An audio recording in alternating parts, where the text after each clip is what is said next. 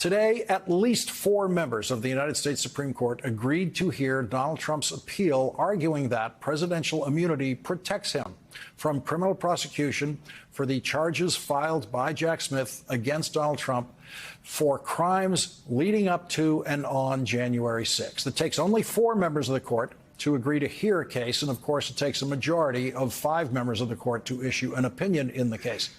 The Supreme Court threw out half of Donald Trump's appeal today and granted a hearing on the other half of the appeal. The part of the appeal that the Supreme Court threw out today was Donald Trump's claim of double jeopardy on the basis that he is now being prosecuted for some of the same crimes he was charged with in his second impeachment trial in the United States Senate, in which a majority of senators voted to find him guilty, but not the 2/3 necessary to convict him. The Supreme Court gave Trump's lawyers 3 weeks to submit their brief and gave Jack Smith then 3 weeks to reply to the Trump brief.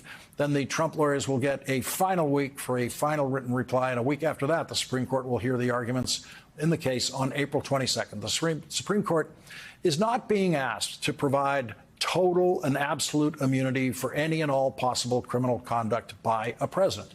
The Trump petition to the Supreme Court only asks for immunity for a president's official acts or, quote, those performed within the outer perimeter of his official responsibility. The argument Trump's lawyers make before the Supreme Court could be a rerun of some of what we heard in the appeals court. Could a president order SEAL Team 6 to assassinate a political rival? That's an official act in order to SEAL Team 6? He would have to be and would speedily be, impeached and convicted before the criminal prosecution. What if he weren't? There would be no criminal prosecution, no criminal liability for that? Chief Justice's opinion in Marbury against Madison and our constitutional tradition and the plain language of the impeachment judgment clause all clearly presuppose that what the founders were concerned about was not. I asked you a yes or no question. Could a president who ordered SEAL Team 6 to assassinate a political rival who was not impeached, would he be subject to criminal prosecution? If he were impeached and convicted first. And so your answer is no. My answer is qualified yes. Jack Smith won a procedural point with the Supreme Court today. Donald Trump's lawyers were not actually asking for the Supreme Court to hear the case now. The Trump lawyers were asking for the Supreme Court to send the case back to the Circuit Court of Appeals for another hearing there before the full 11 judges of the Circuit Court of Appeals. In Jack Smith's brief to the Supreme Court, Jack Smith argued that there was no need for the Supreme Court to hear the case at all. But if the Supreme Court was inclined to hear the case, Jack Smith asked the Supreme Court to not send the case back for another round at the appeals court, but to set an expedited hearing at the Supreme Court, schedule that expedited hearing, and that is what the Supreme Court has now done. Leading off our discussion tonight is Neil Katyal, former acting U.S. Solicitor General and host of the podcast Courtside with Neil Katyal. He is an MSNBC legal analyst. And Neil, I want to begin the way all lawyers begin when they get these notices from the Supreme Court that they're going to hear your case. The Supreme Court identified for the lawyers on both sides the question and the only question they want to hear addressed. And I'm going to give that question to the audience now. The question is whether, and if so, to what extent, does a former president enjoy presidential immunity from criminal prosecution for conduct alleged to involve official acts during his tenure in office? How would you address that question? Well, if I'm Jack Smith, the prosecutor here, I would say absolutely not, or maybe heck no, and just point to the proud tradition of our Constitution, which is at its essence, Lawrence, there's one central idea, which is no person is above the law. And what Donald Trump has done throughout his presidency, before and after, is always basically his arguments amount to, I'm above the law. So when he was president and there was the Mueller report, which outlined 10 crimes he had committed, he said, you can't indict me because I'm a sitting president. He then gets voted out of office, and then he commits crimes on January 6th to try and stay in office. And he says, you can't prosecute me because I'm still a sitting president. So then Congress goes and tries to impeach him. for this, and his lawyers go to the Senate and say, oh no, you can't impeach him. You can only prosecute him after he leaves office. So then Jack Smith does exactly that. They prosecute him after he leaves office, and he says, oh no, you can't prosecute me because I was impeached before and I wasn't convicted, so now I can't be prosecuted. It's all just a big shell game. It always adds up to the same thing. Donald Trump evades the law. And unfortunately today, Lawrence, the Supreme Court put its thumb on the side of saying, Donald Trump, we're going to help you evade the law. There's lots of caveats there that we can talk about in a moment, but that is, I think, the upshot of where we are today. And do you mean evade the law simply by the delay in the trial, or are you anticipating, based on what you're seeing in this order today, that this court, 5 justices on this court, could actually find some immunity provisions to apply to this case? I cannot imagine 5 justices, Lawrence, of the Supreme Court saying that Donald Trump has anything like a serious legal claim here. It is so antithetical to everything we as lawyers, we as citizens think about our government. And the clip you just showed before illustrates the consequences. A president can go and assassinate his political rival and say it's an official act and you can't prosecute him.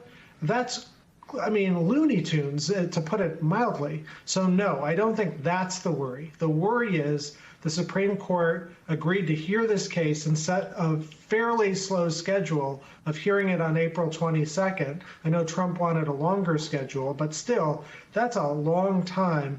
And for reasons we can talk about, when you start doing the math, there's a real risk that Donald Trump could evade justice and evade this prosecution.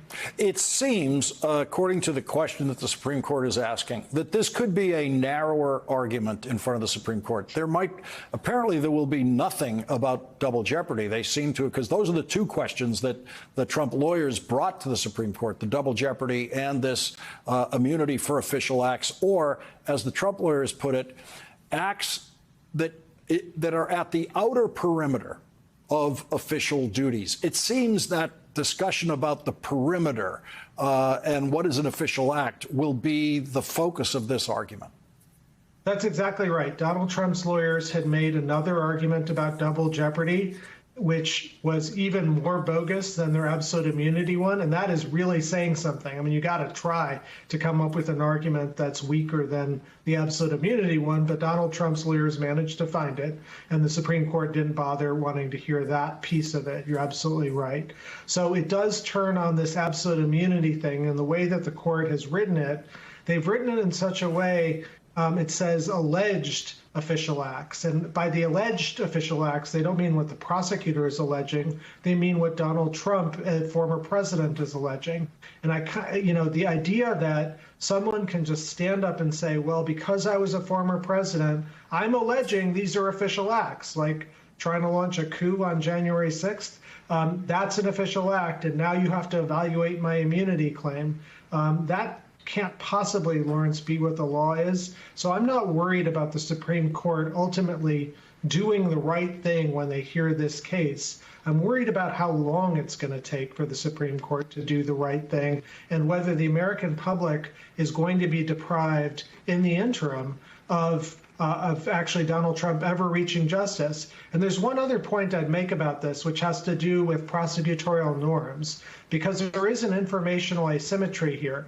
During this whole delay period, while the Supreme Court hears Trump's case, Trump can go out to the cameras and say the case is bogus and attack Jack Smith and all sorts of stuff. Federal prosecutors don't act that way. They only get to speak through their filings and their presentation of evidence. So now with these months and months of delay, that's great for Trump. He's going to get to claim he's being persecuted without the public ever having the opportunity to actually hear the very persuasive evidence against him or a jury to hear those things.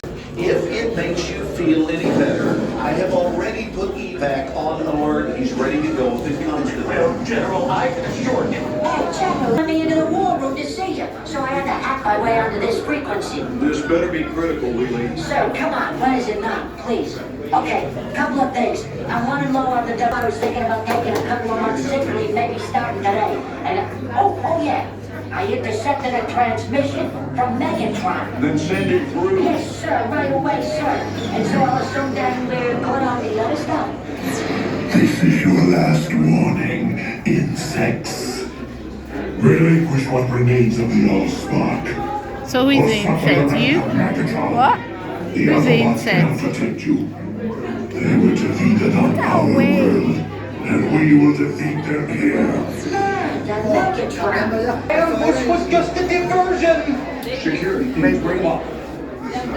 Rabbit, she's already inside. Deeds! Give me an update on that reserve. Boss readiness. What was his name? What was it? Evac, sir. Right, evac.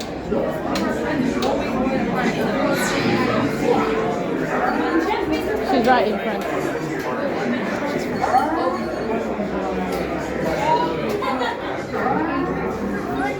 We are facing a heavy sustained attack.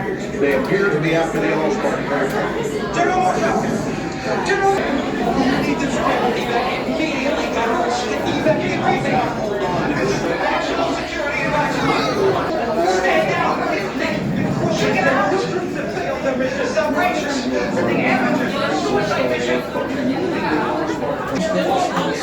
So I